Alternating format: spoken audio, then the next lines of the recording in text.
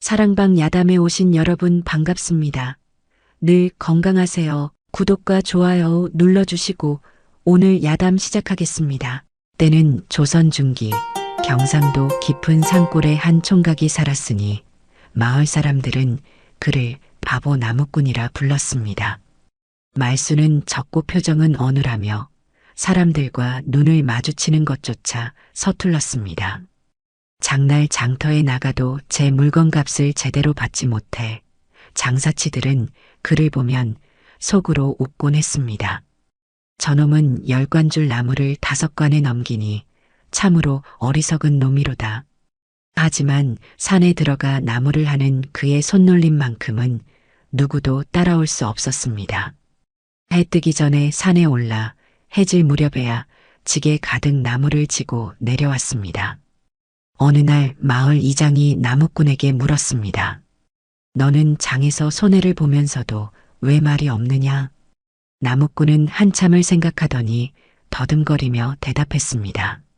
말을 하면 더 복잡해지는 것 같아서 그냥 괜찮습니다. 이장은 한숨을 쉬며 돌아섰습니다. 사람들은 그를 바보라 했지만 정작 그는 거짓말을 할 줄 몰랐고 약속을 어긴 적도 없었으며 남의 것을 탐한 적도 없었습니다. 다만 세상과 소통하는 방법을 몰랐을 뿐입니다. 그렇게 그는 홀로 산 밑 오두막에서 살며 날마다 나무를 하고 짐승들과 벗하며 지냈습니다. 마을 사람들은 그를 불쌍히 여기면서도 자식들에게는 이렇게 말했습니다. 공부 안 하면 저 바보 나무꾼처럼 된다. 하지만 나무꾼은 그런 말들도 듣지 못한 채 그저 묵묵히 제 일을 할 뿐입니다. 겨울이 깊어지는 어느 날입니다. 그의 겨울은 유난히 추웠습니다. 동지가 지나고 섣달이 되자 산마루엔 이미 눈이 허리까지 쌓여 있었습니다. 하지만 나무꾼은 여느 때처럼 새벽같이 산에 올랐습니다.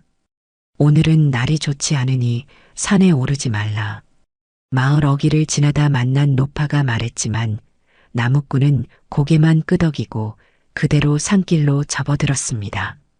나무를 하지 않으면 장에 내다 팔 것이 없고 팔 것이 없으면 쌀을 살 수 없었습니다. 단순한 이치입니다. 산속 깊이 들어가 나무를 베기 시작했습니다.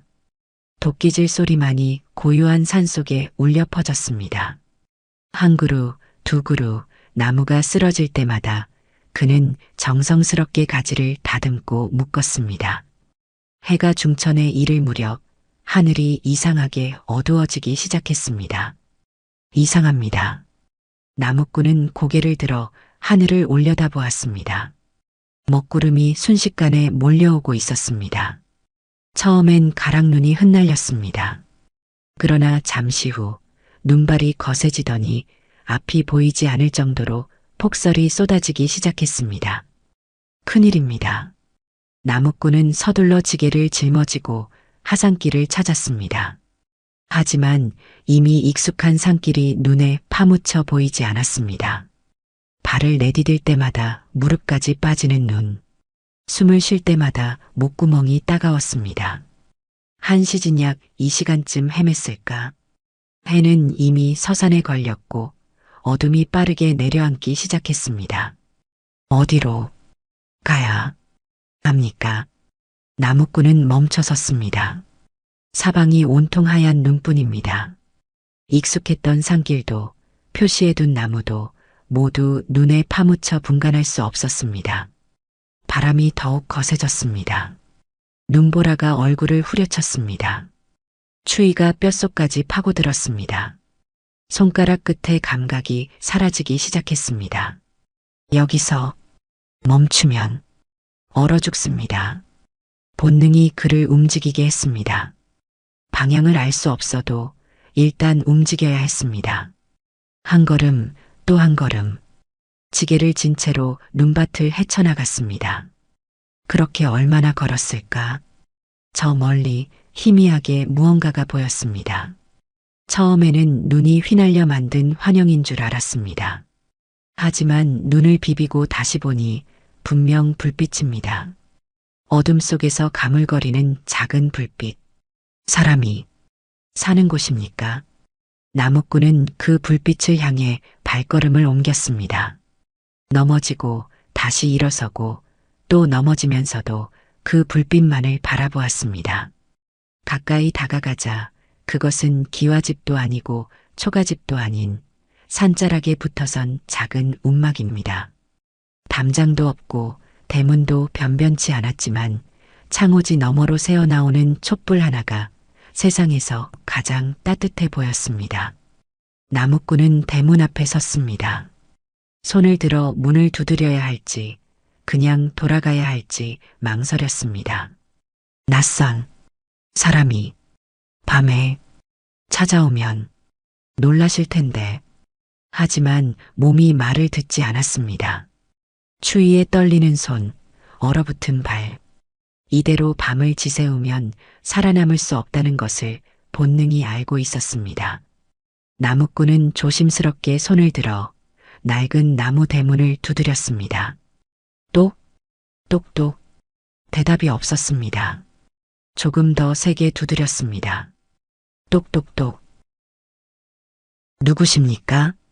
안에서 여인의 목소리가 들려왔습니다. 경계하는 기색이 역력했습니다. 저는 나무꾼은 얼어붙은 입술로 더듬거리며 말했습니다. 나무하다가 길을 잃었습니다. 하룻밤만 눈을 피하게 해주십시오. 안에서 한동안 소리가 없었습니다. 나무꾼은 떨리는 몸으로 그 자리에 서 있었습니다. 거절당하면 어쩌나 하는 두려움과 추위가 동시에 엄습했습니다. 잠시 후 안에서 발소리가 들렸습니다. 문이 조심스럽게 열렸습니다. 촛불을 든 여인이 문틈으로 얼굴을 내밀었습니다. 30 안팎으로 보이는 여인은 소복을 입고 있었습니다. 과부입니다.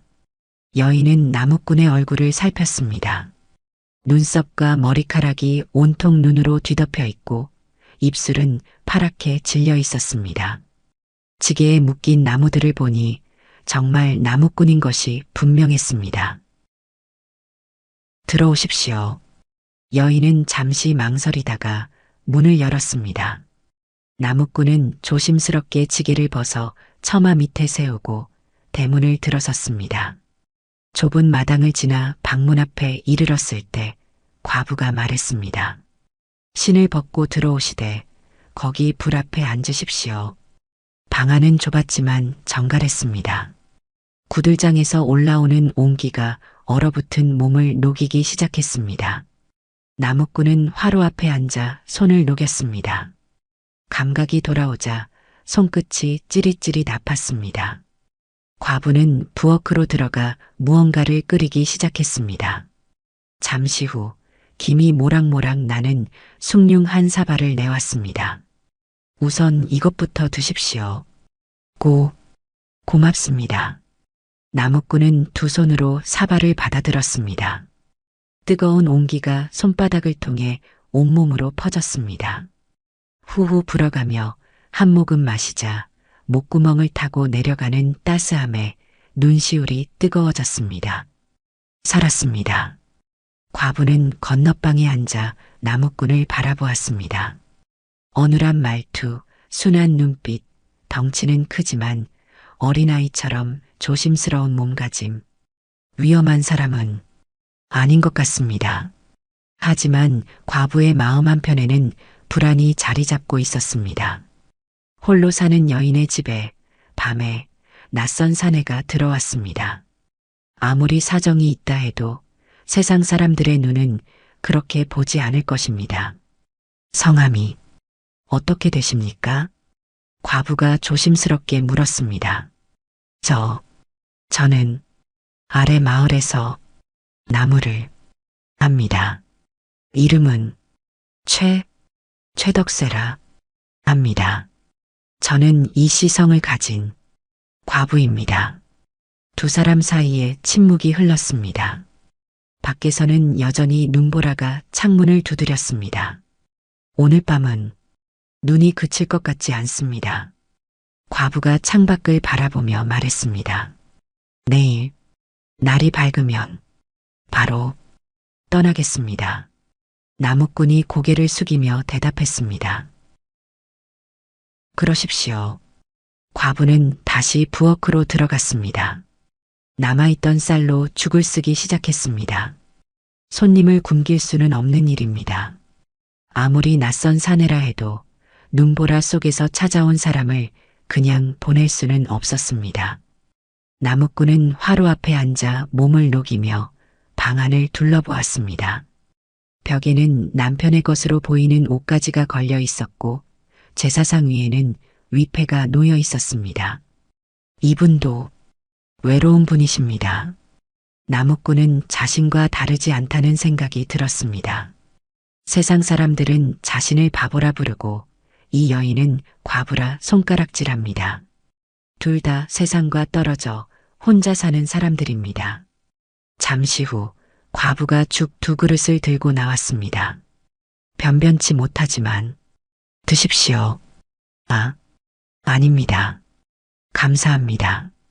나무꾼은 2 손으로 그릇을 받아들었습니다. 과부는 건너방 문지방에 앉아 자신의 그릇을 들었습니다. 2 사람은 서로 다른 방에서 말없이 밥을 먹었습니다. 나무꾼은 죽을 떠먹으며 자꾸만 과부 쪽을 힐끔힐끔 쳐다보았습니다. 그리고는 황급히 고개를 숙였습니다. 실례되는 짓입니다. 과부도 나무꾼을 몰래 바라보았습니다.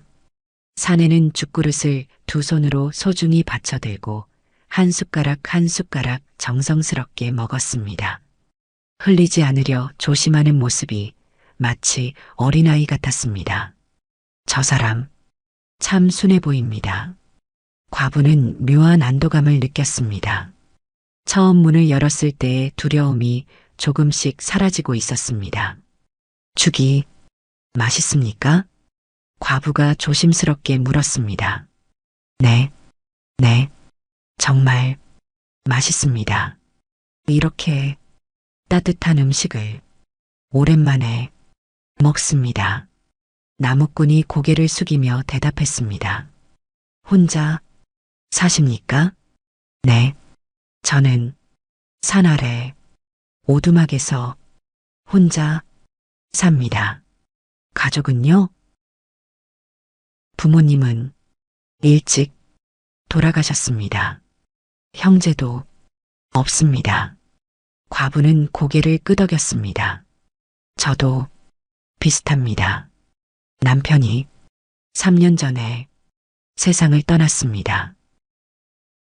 죄송합니다. 아닙니다. 이미 지난 일입니다. 밖에서는 여전히 바람이 울부짖었습니다. 2 사람은 다시 침묵 속에서 죽을 먹었습니다. 그릇을 다 비운 나무꾼이 조심스럽게 말했습니다. 제가 설거지를 하겠습니다. 아닙니다. 손님이 아닙니다.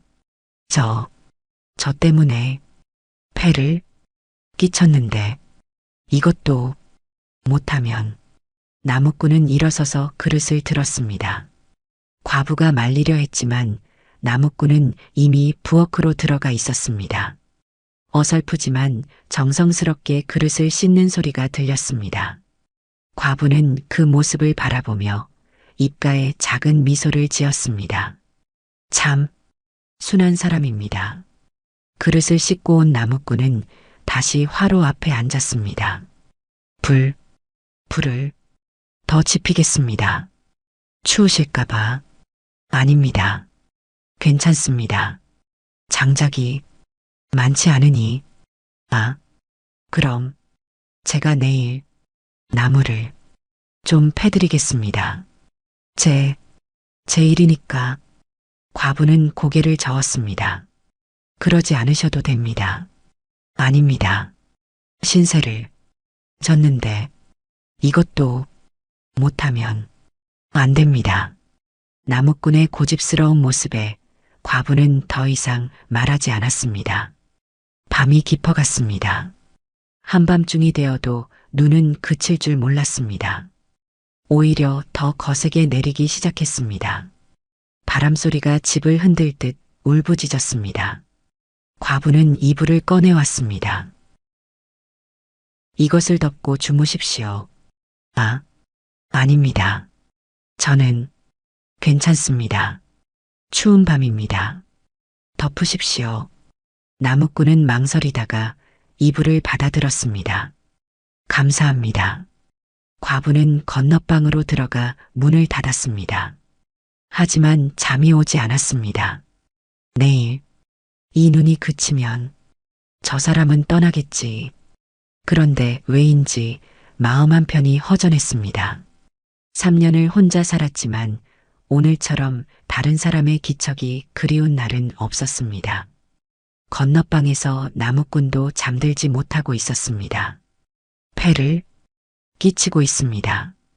빨리 눈이 그쳐야 합니다. 창문을 통해 밖을 내다보았습니다. 하지만 눈은 더욱 거세게 내리고 있었습니다. 새벽이 되었습니다.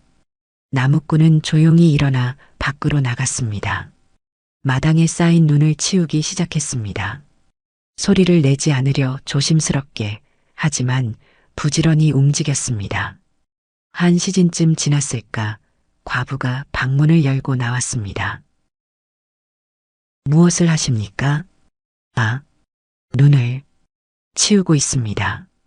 너무 많이 쌓여서 그러지 않으셔도 아닙니다.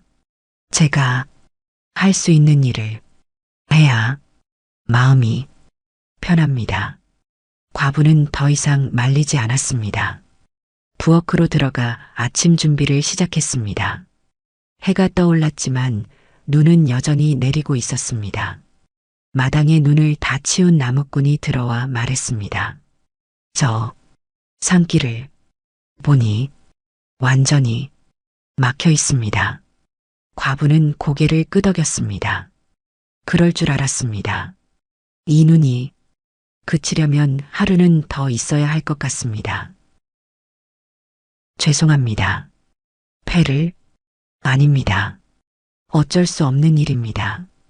두 사람은 다시 어색한 아침 식사를 마주했습니다. 그런데 그때 밖에서 인기척이 들렸습니다.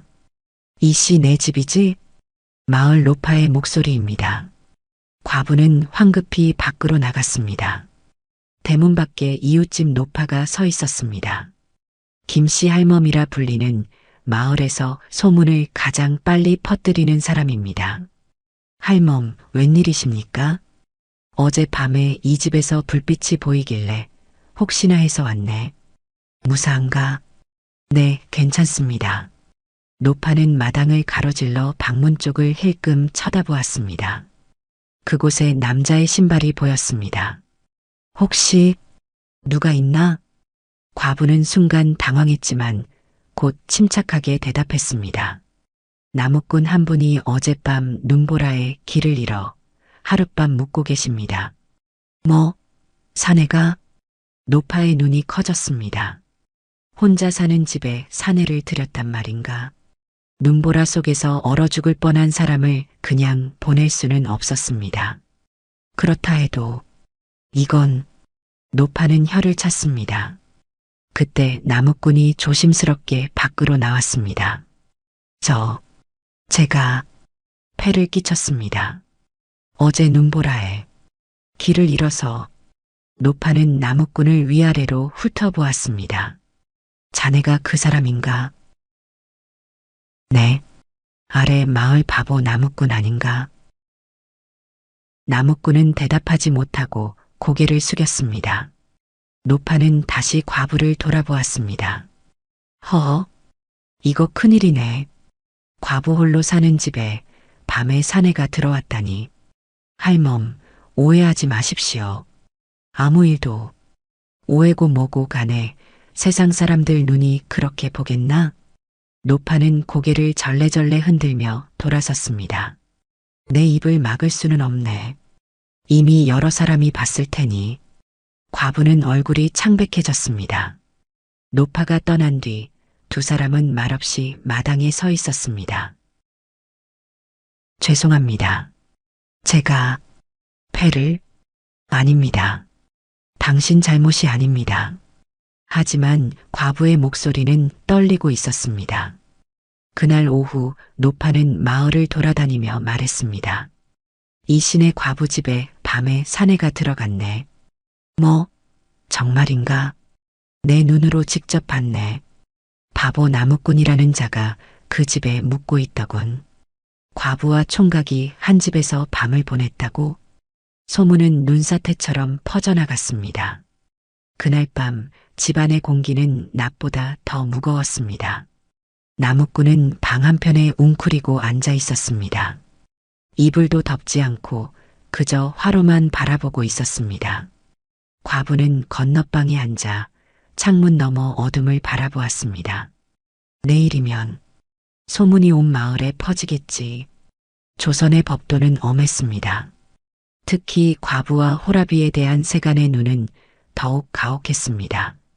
칠거지약이라 하여 여인이 쫓겨날 7가지 죄목이 있었고 삼종지도라 하여 여인은 평생 세 사람을 섬겨야 했습니다. 과부가 된 지 3년. 과부는 남편의 제사를 지키며 시부모의 묘를 돌보며 조용히 살아왔습니다. 하지만 단 하룻밤의 일로 모든 것이 무너질 수 있었습니다. 나는 잘못한 일이 없는데. 과부는 주먹을 쥐었습니다. 눈물이 흘러내렸습니다. 건너방에서 나무꾼도 괴로워하고 있었습니다. 내가 왔기 때문에 이런 일이. 나무꾼은 자신이 세상과 어울리지 못하는 이유를 알고 있었습니다. 말도 어눌하고 행동도 굼뜨고 사람들이 자신을 어떻게 보는지도 알았습니다. 하지만 그 때문에 다른 사람까지 피해를 입게 만들 줄은 몰랐습니다. 내가 그냥 산에서 얼어 죽었어야 했나? 나무꾼은 눈을 감았습니다. 한밤중이 되었습니다. 나무꾼은 조용히 일어나 방문을 열고 밖으로 나왔습니다. 눈은 여전히 내리고 있었지만 낮보다는 약해져 있었습니다. 내일 아침 동이 트면 무조건 떠나야 합니다. 나무꾼은 처마 밑에 앉았습니다. 문지방에 등을 기대고 하늘을 올려다보았습니다. 눈발이 얼굴에 떨어졌습니다. 차갑고 쓸쓸했습니다. 혹시라도 오해가 더 생기면 안 되니까 여기서 밤을 새워야지. 나무꾼은 그렇게 처마 밑에 앉아 밤을 지샜습니다. 건너방에서 그 모습을 본 과부는 가슴이 뭉클해졌습니다. 저 사람은 정말 순한 사람입니다. 과부는 이불을 덮고 누웠지만 잠이 오지 않았습니다. 밖에서 나무꾼이 추위에 떨고 있을 텐데 안에서 혼자 따뜻하게 자고 있을 수 없었습니다. 하지만 나가서 들어오라고 할 수도 없었습니다. 그러면 오해가 더 깊어질 것입니다. 어쩌면 좋을까?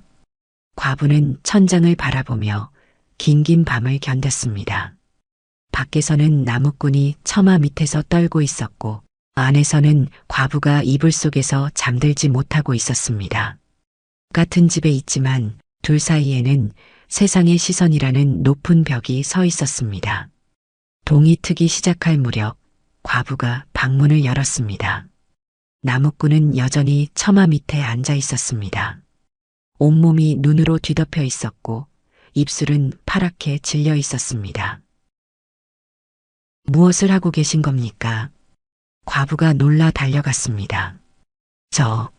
저는 괜찮습니다. 괜찮긴요. 이러다 얼어 죽으시겠어요. 과부는 나무꾼의 팔을 잡아 일으켰습니다. 몸이 얼음처럼 차가웠습니다. 어서 안으로 들어가세요. 안 됩니다. 오해고 뭐고 이러다 죽으시면 어쩌시려고요. 과부는 나무꾼을 억지로 방 안으로 끌고 들어갔습니다. 화로 앞에 앉히고 이불을 덮어주었습니다. 정말 어리석은 분입니다. 과부의 눈에서 눈물이 흘러내렸습니다. 왜 이런 짓을 하신 겁니까? 나무꾼은 한참을 말없이 있다가 떨리는 목소리로 말했습니다. 저 때문에 댁이 고생하시는데 제가 편하게 있을 수 없었습니다. 그렇다고 밖에서 얼어 죽으시려고요? 혹시라도 오해가 더 생길까봐 문 밖에 있었습니다. 과부는 말문이 막혔습니다. 세상 사람들은 이 사람을 바보라고 했습니다. 말도 어눌하고 행동도 굼뜨고 세상 물정도 모른다고 했습니다. 하지만 지금 이 순간 이 사람보다 더 진실한 사람이 있을까? 자신의 명예를 지키기 위해 밤새 눈보라를 맞으며 문 밖에서 얼어 죽어가면서도 남의 체면을 생각한 사람이 세상에 몇이나 될까? 당신은 바보가 아닙니다. 과부가 눈물을 닦으며 말했습니다. 당신은 이 세상 누구보다 진실한 분입니다. 나무꾼은 고개를 들어 과부를 바라보았습니다. 그 눈빛에는 순수함이 담겨 있었습니다. 저는 말을 잘 못합니다. 그래서 사람들이 바보라고 합니다. 하지만 나무꾼은 한참을 생각하다가 천천히 말을 이었습니다. 하지만 제가 아는 건 남에게 피해를 주면 안 된다는 것입니다. 그래서 밖에 있었습니다. 과부는 더 이상 참을 수 없었습니다. 소리내어 울기 시작했습니다.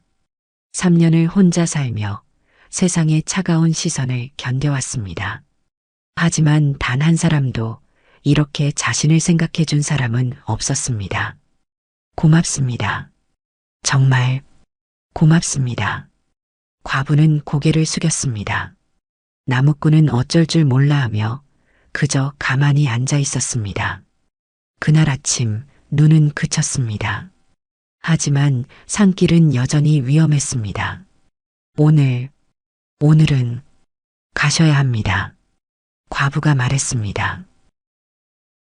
네, 알고 있습니다. 나무꾼은 일어나 짐을 챙겼습니다. 대문을 나서기 전 나무꾼이 돌아서며 말했습니다. 은혜는 평생 잊지 않겠습니다. 그리고 죄송합니다. 폐를 끼쳐서 아닙니다. 저야말로 고맙습니다. 나무꾼은 허리 깊이 숙여 인사하고 눈길을 걸어 내려갔습니다. 과부는 그 뒷모습을 오래도록 바라보았습니다. 다시 볼 수 있을까? 그런데 그날 오후 마을에서 사람이 왔습니다. 이씨 네 마을 어른들이 부르십니다. 마을 어른들이 모인 사랑방. 과부는 방문 앞에 무릎을 꿇고 앉았습니다. 고개를 들어라. 마을 이장이 말했습니다. 과부는 고개를 들었습니다. 5명의 노인이 엄숙한 표정으로 앉아 있었습니다. 소문을 들었다. 내 집에 사내가 들어왔다더냐? 예. 과부의 몸으로 밤에 사내를 들인 것이 사실이냐? 사실입니다. 하지만은 무슨 하지만인가? 한 노인이 소리쳤습니다. 조선의 법도에 과부는 시부모를 모시고 남편의 제사를 받들며 정절을 지켜야 한다 했다. 그런데 사내를 집에 들였다니. 어른 들어주십시오. 그날 밤은 폭설이면 어떻습니까? 법도는 법도입니다. 과부는 입술을 깨물었습니다. 어른들 제 말을 들어주십시오. 과부는 고개를 들어 또렷한 목소리로 말했습니다. 그날 밤 나무꾼 한 분이 눈보라에 길을 잃고 제 집 문을 두드렸습니다. 그대로 보냈다면 얼어 죽었을 것입니다. 제가 어찌 사람을 죽게 내버려 둘 수 있겠습니까? 그렇다 해도 사내를 집안에 들인 것은 잘못입니다. 처마 밑에서라도 눈을 피하게 할 수는 있지 않았느냐? 과부는 고개를 저었습니다. 그날 밤 추위는 처마 밑에서도 견딜 수 없었습니다. 실제로 그분은 제 체면을 지켜드리려고 밤새 문 밖에서 얼어 죽을 뻔했습니다. 뭐? 노인들이 웅성거렸습니다. 한 집에 있으면서도 밖에서 밤을 샜다고? 네. 혹시라도 오해가 생길까봐 그분은 처마 밑에 앉아 밤을 지새웠습니다. 방 안이 조용해졌습니다. 이장이 물었습니다. 그 사내가 누구냐? 아래 마을에 사는 나무꾼입니다. 사람들이 바보라고 부르는 그 총각 말이냐? 네. 노인들이 서로 눈빛을 교환했습니다. 그 총각은 말은 어눌하지만 거짓말을 한 적이 없는 자 아니냐? 그렇습니다. 한 번은 장터에서 자기가 손해를 보면서도 잘못된 거스름 돈을 돌려준 적도 있었습니다. 과부는 계속 말했습니다. 어른들, 제가 잘못했다면 벌을 받겠습니다. 하지만 그분은 아무 잘못이 없습니다. 오히려 제 명예를 지키려 목숨까지 걸었습니다. 이장이 한숨을 쉬었습니다. 그 총각이 그런 짓을 했다는 것은 알겠다.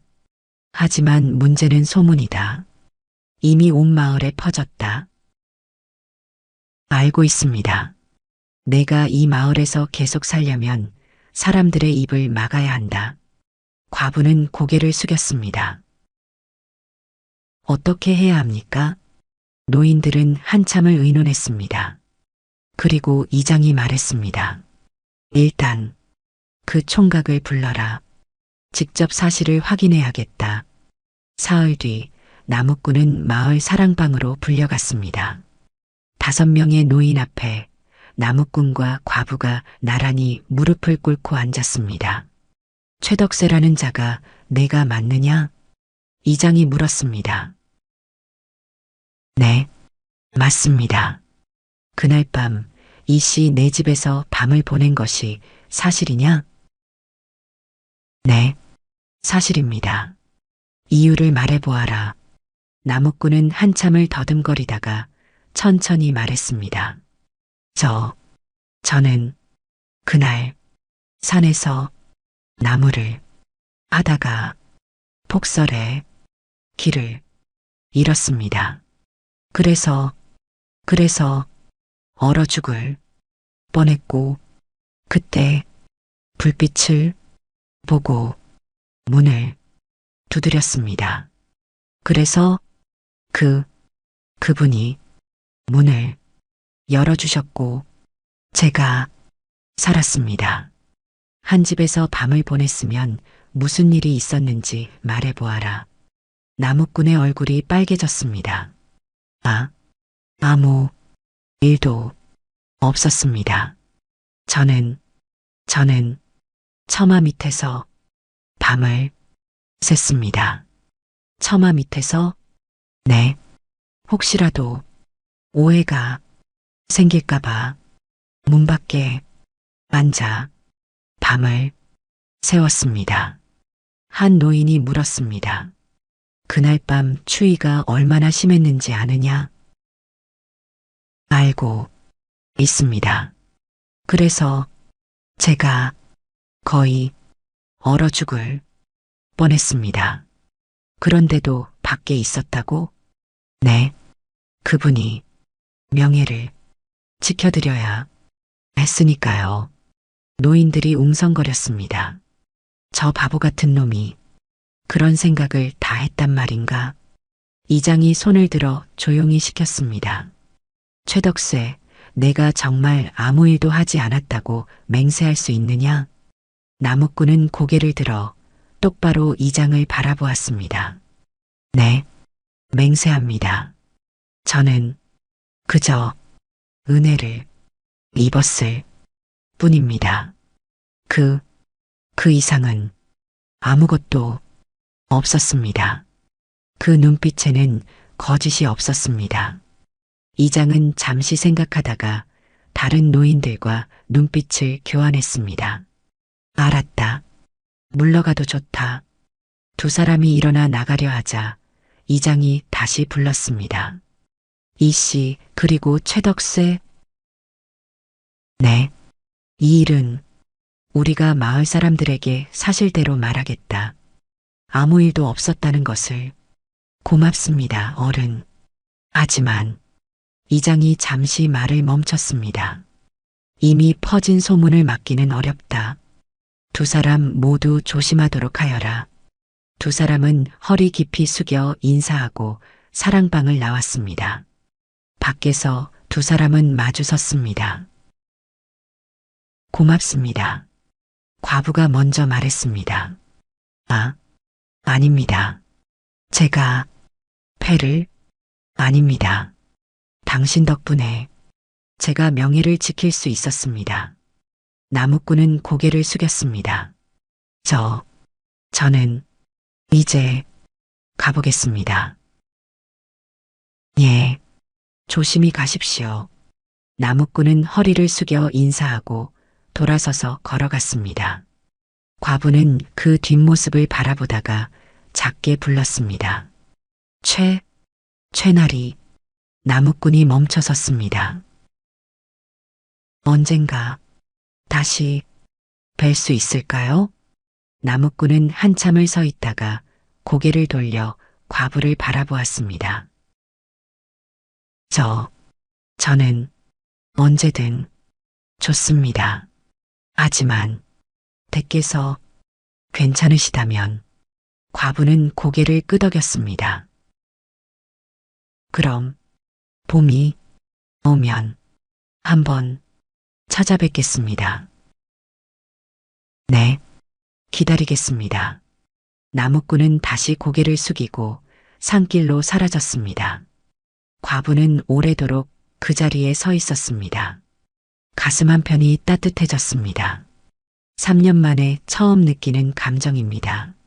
마을 어른들은 약속대로 사실을 마을 사람들에게 알렸습니다. 그날 밤 이씨 내 집에 나무꾼이 묵은 것은 사실이나 아무 일도 없었다. 나무꾼은 밤새 문 밖에서 얼어 죽을 뻔하며 그 집 명예를 지켰다. 하지만 사람들의 반응은 엇갈렸습니다. 정말 그랬을까? 한 집에 있으면서 아무 일도 없었다고? 그 바보 나무꾼이 그럴 생각이 있기나 했겠나? 며칠 뒤 과부가 장터에 나갔을 때입니다. 몇몇 아낙네들이 그녀를 보자 수군거렸습니다. 저기 과부 아니냐? 그래, 사내를 집에 들였다던. 쯧쯧. 과부는 외면하고 물건을 샀습니다. 하지만 가슴이 아팠습니다. 그때 한 할머니가 다가왔습니다. 마을에서 존경받는 박씨 할머니입니다. 이씨, 고개 들고 다니게나. 할머니, 자네는 잘못한 게 없네. 사람을 살렸을 뿐이지. 할머니는 주변 사람들을 둘러보며 말했습니다. 요즘 세상에 남의 목숨을 구하는 것도 죄가 되나? 그것도 밤새 문 밖에서 얼어 죽을 뻔하며 예를 지킨 일인데? 수군거리던 사람들이 조용해졌습니다.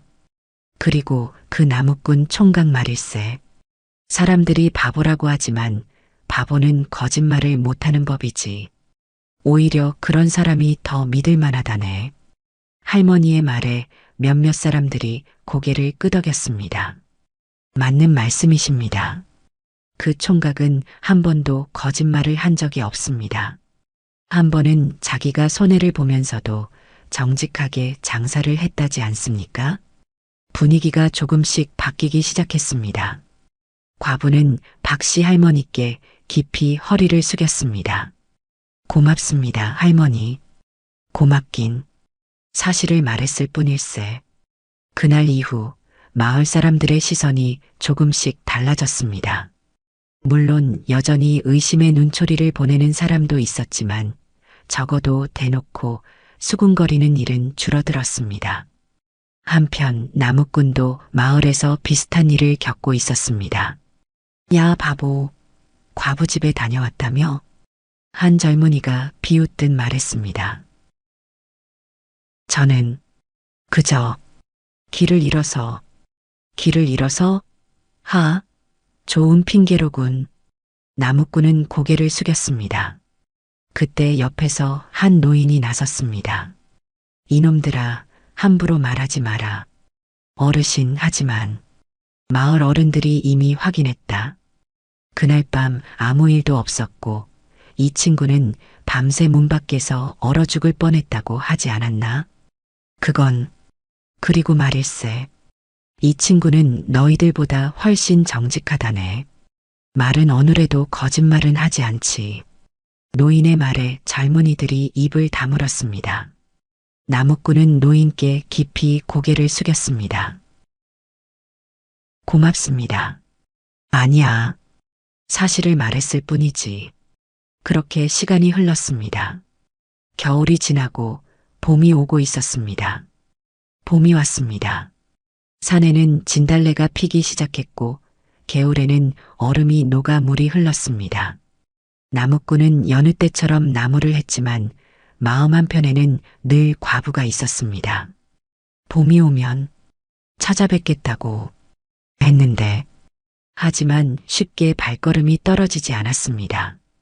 혹시라도 또 소문이 나면 어쩌지. 그렇게 며칠을 망설이던 어느 날입니다. 나무꾼은 산에서 내려오다가 마을 우물가에서 몇몇 사람들이 이야기하는 소리를 들었습니다. 이씨 내 과부 말일세.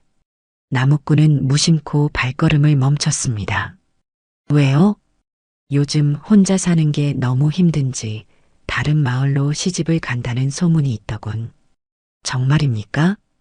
그럴 만도 하지. 혼자 살기도 힘들고 소문도 있었으니. 나무꾼의 가슴이 철렁 내려앉았습니다. 시집을 간다고? 나무꾼은 그 길로 산으로 올라갔습니다. 하지만 나무를 할 수가 없었습니다. 도끼를 들고 나무 앞에 섰지만 손이 떨려 제대로 내리칠 수가 없었습니다. 내가 무슨 자격으로 그분을 붙잡을 수 있겠습니까? 나무꾼은 나무 밑에 주저앉았습니다. 나는 바보입니다. 말도 제대로 못하고 돈도 없고 집도 변변치 않고 그분은 훨씬 나은 사람을 만나야 합니다. 나무꾼은 고개를 떨구었습니다. 하지만 가슴 한편이 너무나 아팠습니다. 그날 밤 나무꾼은 잠을 이룰 수 없었습니다. 촛불 하나 켜놓고 벽을 바라보며 앉아 있었습니다. 저는 그분께 무엇을 드릴 수 있을까? 돈도 없습니다. 집도 없습니다. 말도 제대로 못합니다. 하지만 나무꾼은 주먹을 쥐었습니다. 하지만 제 마음만큼은 진실합니다. 그분을 평생 지키고 싶습니다. 다음 날 새벽입니다. 나무꾼은 결심했습니다. 말을 해야 합니다. 비록 거절당할지라도 제 마음은 전해야 합니다. 나무꾼은 산에 올라가 가장 좋은 나무를 골랐습니다. 그리고 며칠 밤낮을 들여 그 나무로 무언가를 만들었습니다. 작은 괴짝 하나입니다. 나무결을 따라 정성스럽게 깎아 모서리를 곱게 다듬고 기름을 먹여 윤을 냈습니다. 비록 화려하지는 않지만 정성만큼은 가득 담긴 괴짝입니다. 일주일 뒤입니다. 나무꾼은 깨끗한 옷으로 갈아입고 그 괴짝을 들고 과부의 집을 향했습니다. 해가 지기 시작할 무렵입니다. 과부의 집 앞에 도착했습니다. 나무꾼은 한참을 대문 앞에 서 있었습니다. 용기를 내야 합니다. 나무꾼은 심호흡을 하고 대문을 두드렸습니다. 누구십니까? 안에서 과부의 목소리가 들렸습니다. 저 최덕세입니다. 잠시 침묵이 흘렀습니다. 그리고 문이 열렸습니다. 과부가 문 밖으로 나왔습니다. 나무꾼을 보자 그녀의 얼굴에 놀람과 기쁨이 동시에 스쳤습니다. 오셨군요. 네, 봄이 왔습니다. 그래서 들어오세요. 두 사람은 마당에 마주 앉았습니다. 과부가 차를 내왔습니다. 이것을 드리고 싶어서 왔습니다. 나무꾼이 괴짝을 내밀었습니다. 과부는 그 괴짝을 받아들었습니다. 정성스럽게 만들어진 것이 한눈에 보였습니다. 직접 만드셨습니까? 네. 변변치 못하지만 아닙니다. 정말 아름답습니다. 과부의 눈에 눈물이 고였습니다. 저는 말을 잘 못합니다. 나무꾼이 떨리는 목소리로 말하기 시작했습니다. 그래서 제 마음을 제대로 전할 수 있을지 모르겠습니다. 하지만 나무꾼은 고개를 들어 과부를 똑바로 바라보았습니다. 하지만 제 마음만큼은 진실합니다. 저는 그날 되게 은혜로 살았습니다. 그리고 나무꾼은 목이 메었습니다. 그리고 그 이후로 매일 댁을 생각했습니다. 과부는 입술을 깨물었습니다. 저는 가진 것이 없습니다. 돈도 없고 집도 변변치 않습니다. 말도 어눌합니다. 사람들은 저를 바보라고 합니다. 나무꾼의 눈에서 눈물이 흘러내렸습니다. 하지만 댁을 평생 지키고 싶습니다. 댁이 힘들 때 옆에 있고 싶습니다. 댁이 외로울 때 함께 있고 싶습니다. 과부는 더 이상 참을 수 없었습니다. 눈물이 쏟아졌습니다. 저도 마찬가지입니다. 과부가 떨리는 목소리로 말했습니다. 저도 당신을 생각했습니다. 매일. 정말입니까? 네. 당신은 제가 만난 사람 중 가장 진실한 분입니다. 바보가 아닙니다. 두 사람은 서로를 바라보았습니다. 그때 대문 밖에서 인기척이 들렸습니다. 이 씨 내에 있나? 마을 이장의 목소리입니다. 두 사람은 황급히 일어섰습니다. 이장이 대문으로 들어왔습니다. 그리고 마당에 앉아 있는 두 사람을 보았습니다. 역시 그랬군. 어른 이건 됐네.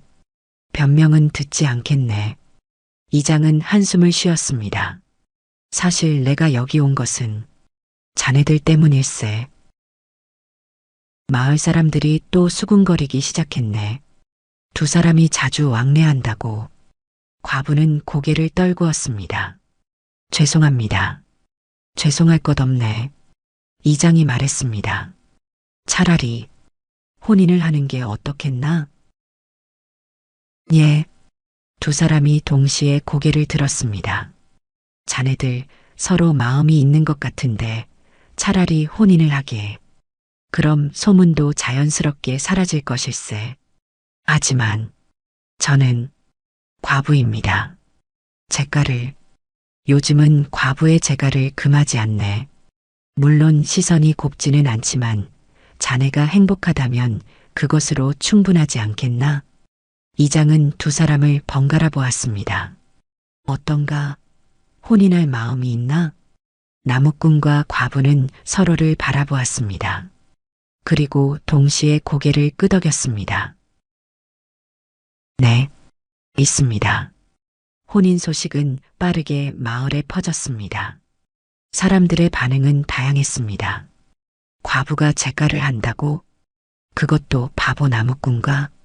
하지만 예상과 달리 반대하는 목소리는 크지 않았습니다. 오히려 박씨 할머니를 비롯한 몇몇 어른들이 나섰습니다. 좋은 일 아닌가? 두 사람 모두 혼자 사는데 함께 사는 게 낫지.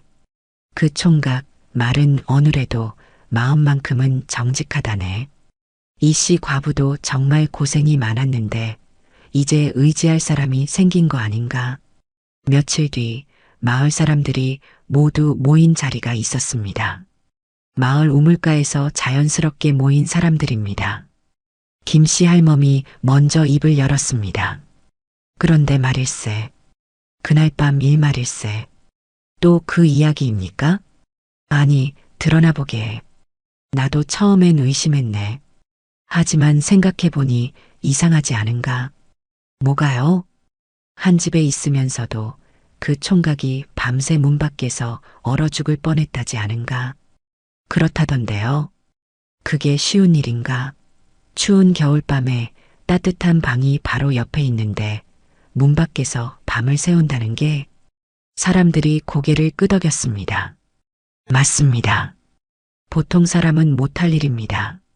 그렇지? 그건 그 총각이 정말로 그 집 명예를 지키려고 목숨을 걸었다는 뜻 아닌가? 그러게요. 한 아낙네가 말했습니다. 저도 처음엔 의심했습니다. 하지만 제 남편이 그러더군요. 바보는 거짓말을 못한다고. 맞는 말입니다. 그 총각은 한 번도 거짓말을 한 적이 없습니다. 한 번은 장터에서 자기가 손해를 보면서도 잘못 받은 돈을 돌려줬다지 않습니까? 그렇습니다. 그런 사람이 어떻게 남의 명예를 더럽히겠습니까? 분위기가 완전히 바뀌었습니다. 한 노인이 말했습니다. 생각해보니 우리가 그 총각을 잘못 봤네. 말은 어느래도 마음만큼은 누구보다 고든 사람이었어. 맞습니다. 바보가 아니라 오히려 우리보다 더 정직한 사람입니다. 그날 저녁 나무꾼은 산에서 내려오다가 마을 사람들을 만났습니다. 평소 같으면 피했겠지만 이번에는 달랐습니다. 오, 최서방. 한 노인이 먼저 인사했습니다. 아, 안녕하십니까. 혼인 준비는 잘 되어 가나? 네, 감사합니다. 자네 참 훌륭하네. 그날 밤 일 우리가 자네를 오해했었네. 아, 아닙니다. 다른 사람들도 하나둘 다가왔습니다. 최서방, 이씨 과부 잘 모시게나. 혼인 날짜 잡으면 알려주게. 우리도 가야지. 나무꾼은 어리둥절했습니다. 사람들의 태도가 완전히 달라져 있었습니다. 고맙습니다. 나무꾼은 고개를 숙였습니다.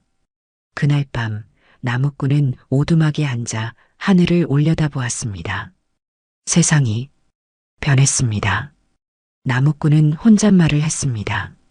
사람들이 저를 이제 바보라고 부르지 않습니다.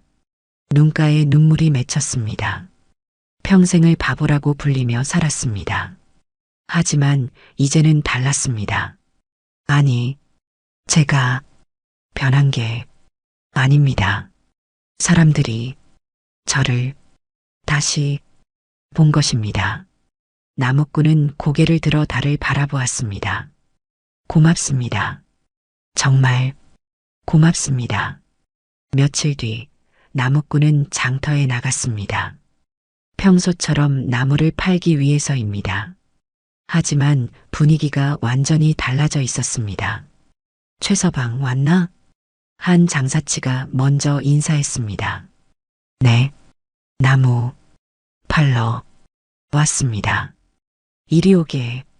자네 나무는 언제나 좋으니까. 장사치는 나무를 살펴보았습니다. 좋네. 이 나무면 10관은 주어야지.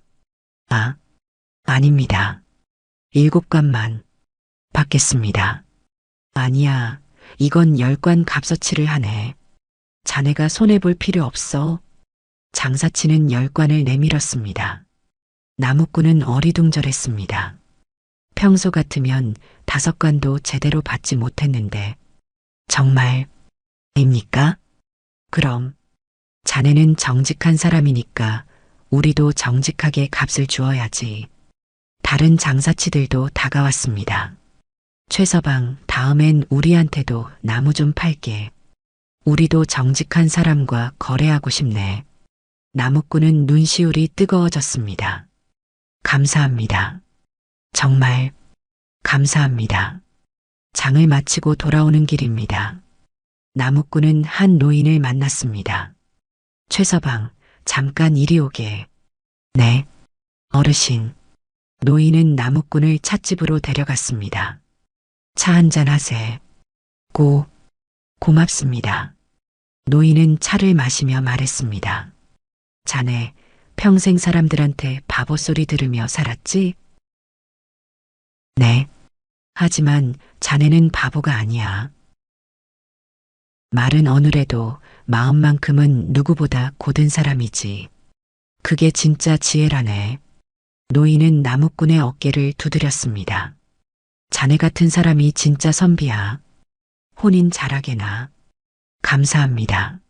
어르신. 그날 저녁 나무꾼은 과부의 집을 찾았습니다. 오늘 이상한 일이 있었습니다. 나무꾼이 말했습니다. 무슨 일인데요? 사람들이 저를 달리 대합니다. 존중해 줍니다. 과부는 미소 지었습니다.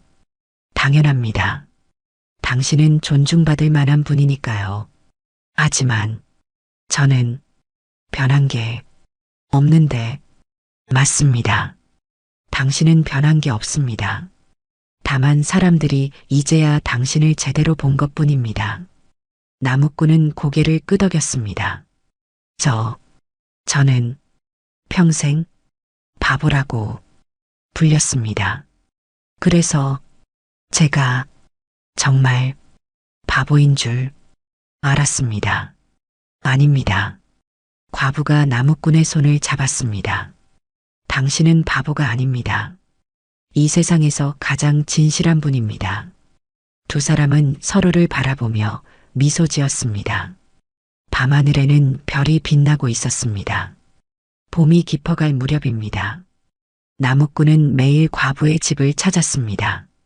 이제는 대놓고 떳떳하게 아침에 나무를 하러 가기 전에 들러 마당에 눈을 치워주고 저녁에 산에서 내려오면 들러 장작을 패주었습니다. 과부는 나무꾼이 올 때마다 밥상을 차려주었습니다. 변변치 않지만 정성이 가득 담긴 밥상입니다. 오늘은 일찍 오셨네요. 네. 오늘은 나무를 일찍 마쳤습니다. 피곤하시겠어요. 좀 쉬세요. 아닙니다. 쉬는 것보다 여기 오는 게 더 좋습니다. 과부는 미소 지었습니다. 두 사람은 이제 예전처럼 어색하지 않았습니다. 말없이 앉아 있어도 편안했고 눈을 마주쳐도 부끄럽지 않았습니다. 어느 날 저녁입니다. 나무꾼이 말했습니다. 제가 집을 지으려고 합니다. 집을요? 네. 지금 오두막은 너무 작고 낡았습니다. 혼인을 하려면 제대로 된 집이 필요합니다. 하지만 집을 짓는 건 쉬운 일이 아닌데 괜찮습니다. 나무는 제가 직접 구할 수 있고 마을 어른들이 도와주시겠다고 하셨습니다. 과부는 눈시울이 뜨거워졌습니다. 당신은 정말 저도 이제 떳떳한 사람이 되고 싶습니다. 댁을 떳떳하게 모시고 싶습니다. 그날부터 나무꾼은 집 짓기를 시작했습니다. 산에서 가장 좋은 나무를 골라 베어왔습니다. 마을 사람들도 하나둘 거들기 시작했습니다. 최서방, 내가 기둥 세우는 것 도와주지. 나는 지붕 올리는 걸 돕겠네. 우리가 초가 지붕을 엮어주지. 한 달이 지나자 작지만 단단한 집이 하나 지어졌습니다. 방 두 칸에 부엌과 마당이 있는 소박하지만 정갈한 집입니다. 나무꾼은 그 집을 과부에게 보여주었습니다. 여기가 우리가 살 집입니다. 과부는 집을 둘러보았습니다. 벽은 반듯하게 세워져 있고 지붕은 단단하게 엮여 있고 마루는 매끄럽게 다듬어져 있었습니다. 정말 멋진 집이에요. 변변치 못하지만 아닙니다. 정성이 가득 담긴 세상에서 가장 아름다운 집입니다. 과부는 나무꾼의 손을 잡았습니다. 고맙습니다.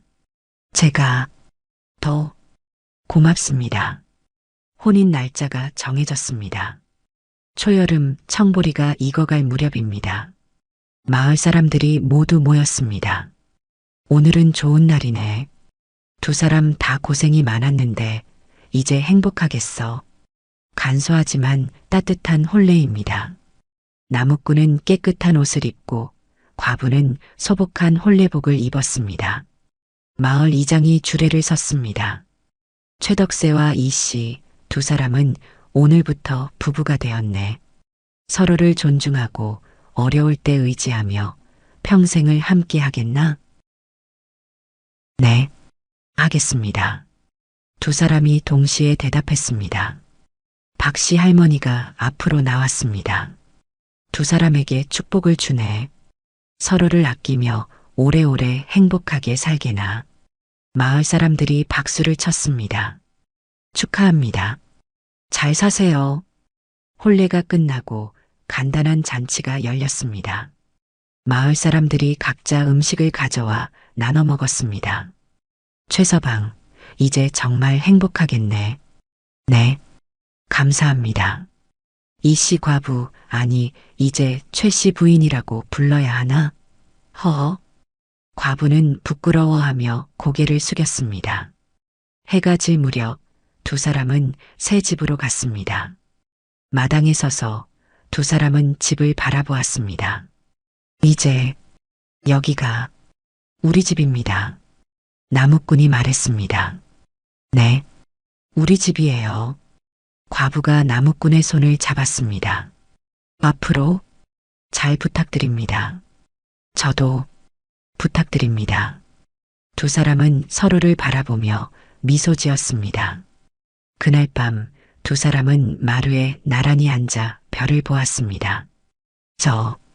제가 당신을 처음 만난 날을 기억합니다. 나무꾼이 말했습니다. 폭설이 내리던 날입니다. 저는 얼어 죽을 뻔했고 당신이 문을 열어주셨습니다. 저도 기억해요. 당신은 너무 추워서 파랗게 질려 있었어요. 그날 당신이 저를 구해주지 않았다면 저는 죽었을 겁니다. 아니에요. 당신도 저를 구해주셨어요. 제가요? 네. 저는 3년을 혼자 살며 정말 외로웠어요. 하지만 당신을 만나고 다시 살아갈 힘을 얻었어요. 과부는 나무꾼의 손을 꽉 잡았습니다. 당신은 제 인생의 옹봄입니다. 나무꾼은 눈물을 흘렸습니다.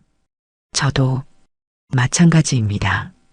당신은 제 인생의 빛입니다. 두 사람은 서로를 껴안았습니다. 밤하늘의 별들이 그들을 축복하듯 빛났습니다. 혼인 후 1년이 지났습니다. 두 사람은 단란하게 살았습니다. 나무꾼은 여전히 산에 올라 나무를 했고 과부는 집에서 밭을 일구고 집안을 돌보았습니다. 마을 사람들의 시선도 완전히 바뀌었습니다. 저 부부 참 보기 좋네. 그렇지? 서로 아끼는 게 눈에 보여. 최서방, 혼인하고 나서 더 부지런해진 것 같아. 당연하지. 가족을 위해 사는 사람이 되었으니까. 어느 날 마을에 새로 이사 온 사람이 물었습니다. 저 사람이 누구입니까? 최서방이라고 나무꾼일세. 아, 그 바보 나무꾼 말입니까? 바보? 마을 노인이 고개를 저었습니다. 그 사람을 바보라고 부르지 마시게. 말은 어느래도 마음만큼은 이 마을에서 가장 고든 사람일세. 그런가요? 한 번은 폭설 속에서 얼어 죽을 뻔하면서도 남의 명예를 지키기 위해 밤새 문 밖에서 버텼다네. 그런 사람을 바보라고 할 수 있겠나?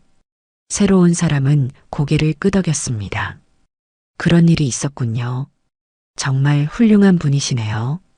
그렇지. 우리 마을의 자랑일세. 이런 일도 있었습니다. 한 젊은이가 장터에서 물건을 속여 팔다가 들켰습니다. 마을 어른들이 그를 꾸짖었습니다. 장사는 정직하게 해야 한다. 최서방을 보거라. 그 사람은 자기가 손해를 보면서도 정직하게 장사하지 않았나? 젊은이는 고개를 숙였습니다. 죄송합니다. 앞으로는 최서방처럼 정직하게 장사하겠습니다. 나무꾼은 이제 마을에서 존경받는 사람이 되었습니다. 어느 날 한 아이가 울고 있었습니다. 왜 우느냐? 나무꾼이 물었습니다. 저는 공부를 못해서 사람들이 저를 바보라고 놀려요. 나무꾼은 아이 옆에 앉았습니다. 나도 평생 바보라고 불렸단다. 정말이에요? 응. 하지만 이제는 아니야. 사람들이 나를 다시 보기 시작했어. 어떻게요? 나무꾼은 아이의 머리를 쓰다듬었습니다. 중요한 건 말을 잘하는 게 아니야.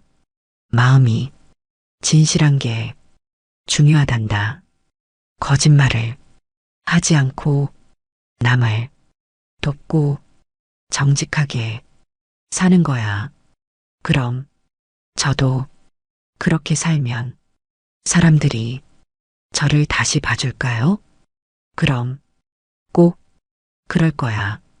아이는 눈물을 닦고 웃었습니다. 고마워요, 아저씨. 그해 가을입니다. 마을에 흉년이 들었습니다. 비가 너무 많이 와서 논밭이 물에 잠겼습니다.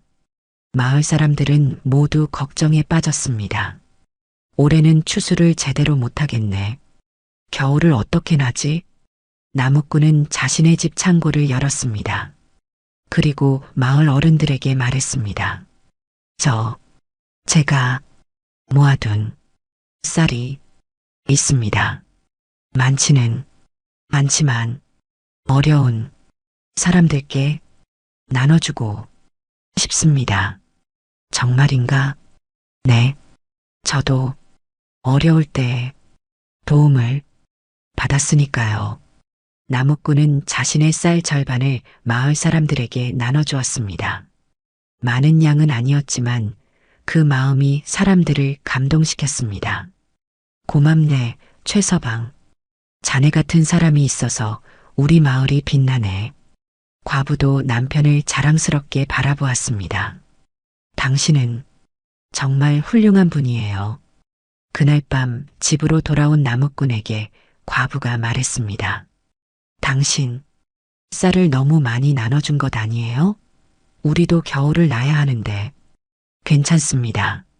우리는 둘이니까 조금만 먹어도 됩니다.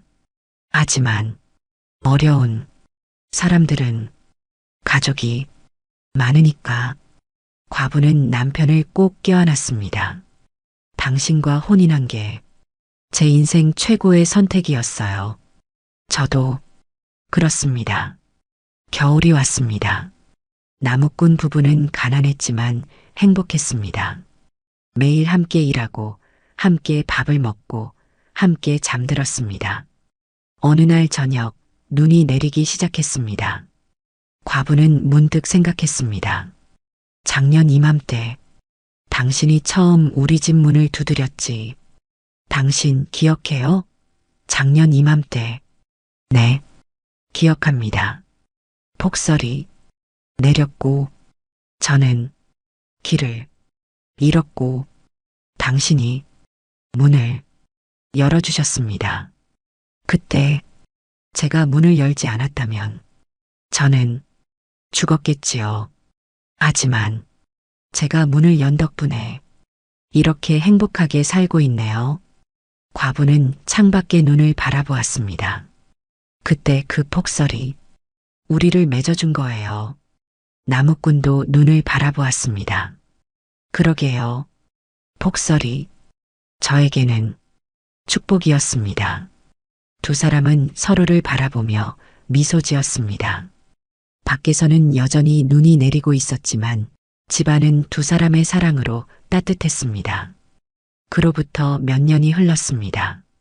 나무꾼과 과부는 여전히 그 집에서 살고 있었습니다. 이제 두 사람에게는 아이가 생겼습니다. 어느 봄날 오후입니다.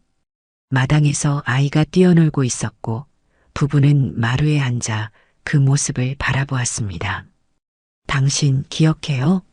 처음 만났던 그날 밤을. 과부가 말했습니다. 물론 기억합니다.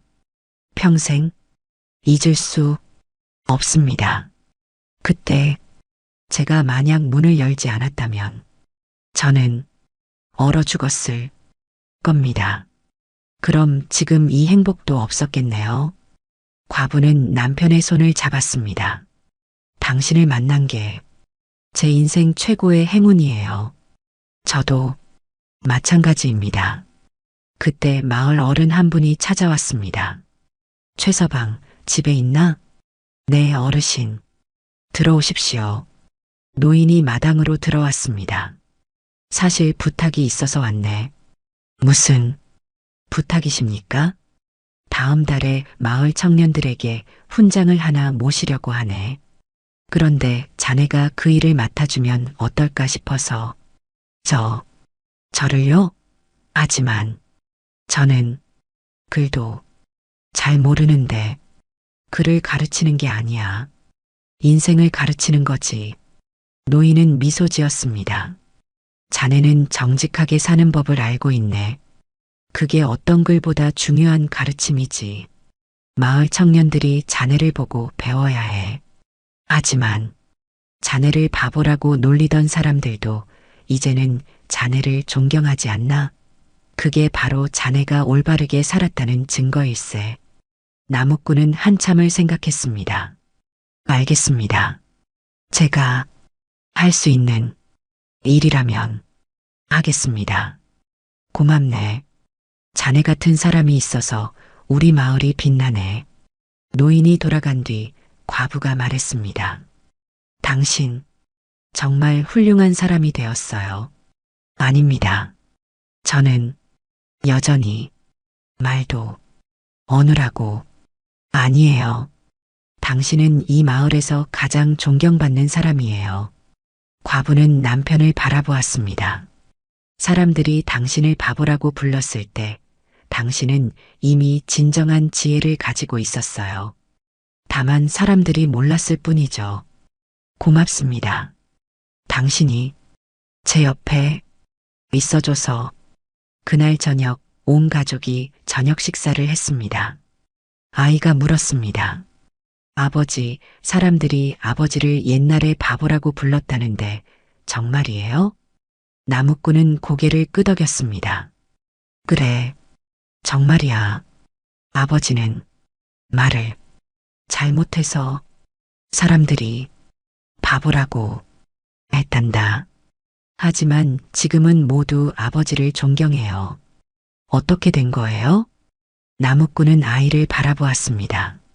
아버지는 변하지 않았어.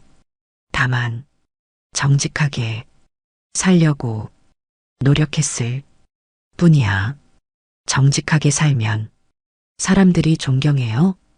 그래, 거짓말을 하지 않고 남을 돕고 약속을 지키면 사람들이 알아봐 준단다.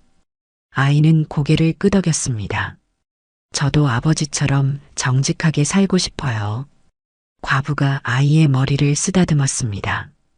그래, 그렇게 살아라. 내 아버지가 최고의 본복이란다. 밤이 되었습니다.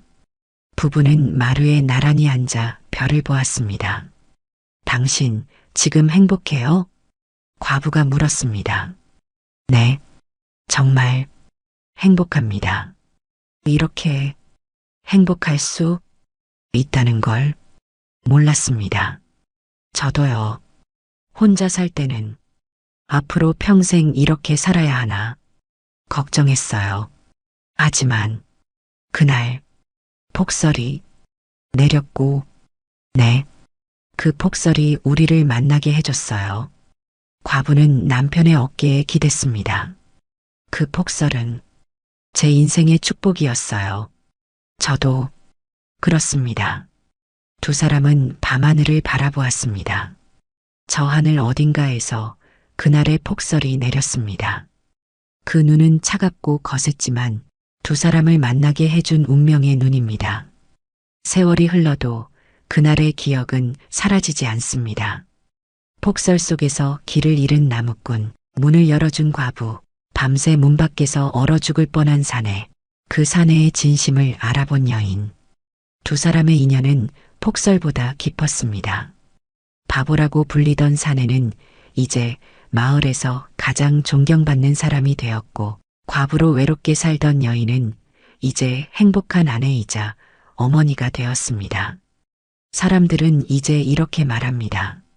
그 부부를 보게 진정한 사랑이 무엇인지 보여주지 않나? 그 사람이 옛날엔 바보라고 불렸다지? 믿기지 않네.